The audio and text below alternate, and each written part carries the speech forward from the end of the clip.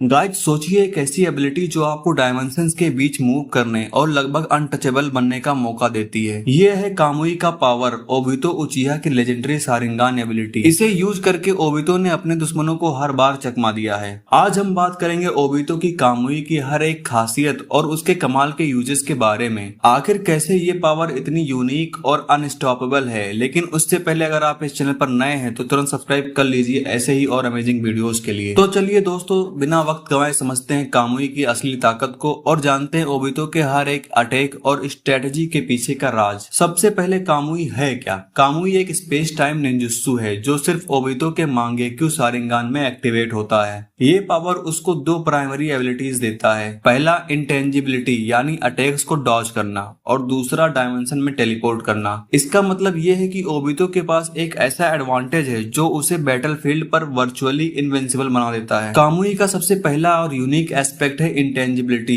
जब ओबितो इस एबिलिटी को एक्टिवेट करता है तो वो अपने बॉडी पार्ट्स को टेम्परेरीली एक दूसरे डायमेंशन में शिफ्ट कर सकता है। इसका मतलब है कि उस पर होने वाले अटैक्स उसे छू भी नहीं सकते, चाहे कुनाई हो, जुत्सु हो या फिर किसी और का अटैक। ओबितो अपने इस एबिलिटी से बिल्कुल अनटचेबल बन जाता है। पर ये कोई आसान टेक्निक नहीं है। ओबितो को अपने टाइमिंग को परफेक्ट बनाना पड़ता है क्योंकि कामुई का ड्यूरेशन लिमिटेड होता है। सिर्फ कुछ सेकंड के लिए ही वो अपने बॉडी को इंटेंजिबल बना सकता है। अगर वो जरा सा भी गलत टाइम पर एक्टिवेट या डीएक्टिवेट करे तो उसे खतरा हो सकता है। कामुई का दूसरा मेजर एस्पेक्ट है टेलीपोर्टेशन और अल्टरनेट डायमेंशन ट्रेवल। ओबितो अपने मांगेक्यू शारिंगान के जरिए अपने आप को या किसी और को अपने स्पेशल डायमेंशन में भेज सकता है। ये एबिलिटी उसे बैटलफील्ड पर अनएक्सपेक्टेड मूव्स करने के लिए काम आती है और ये उसके अपोनेंट्स के लिए बहुत ही ज्यादा कंफ्यूजिंग और डेंजरस हो सकती है। ये पावर उसे अनप्रिडिक्टेबल बना देती है। बैटल के बीच में ओबितो अपने अपोनेंट्स को इस डायमेंशन में खींच कर उन्हें वहां भी न्यूट्रलाइज कर सकता है। कामुई का एक और खास एस्पेक्ट ये है कि ओबितो इसे ऑफेंस और डिफेंस दोनों में इफिशिएंटली यूज कर सकता है। जब उस पर कोई अटैक करता है तो वो कामुई को एक्टिवेट करके अपने आप को इंटेंजिबल बनाता है और अटैक को अवॉइड करता है। और जब वो काउंटर अटैक करना चाहता है तो वो कामुई के जरिए अपने आप को क्विकली रिपोजिशन करता है और अपने अपोनेंट पर अनप्रिडिक्टेबल स्ट्राइक मार सकता है। कामुई का डिफेंसिव एस्पेक्ट ओबितो को अनमैच्ड सर्वाइवल एडवांटेज देता है। अगर बैटल में कभी भी उसकी जान को खतरा हो तो वो अपने आप को कामुई के जरिए इमीडिएटली सेफ लोकेशन पर ट्रांसपोर्ट कर सकता है। एक और इंटरेस्टिंग बात यह है कि कामुई एबिलिटी ओबितो और कगासी दोनों के पास थी। दोनों की आंख एक ही थी और इस वजह से दोनों की कामुई डिफरेंट एस्पेक्ट को यूज कर सकते थे।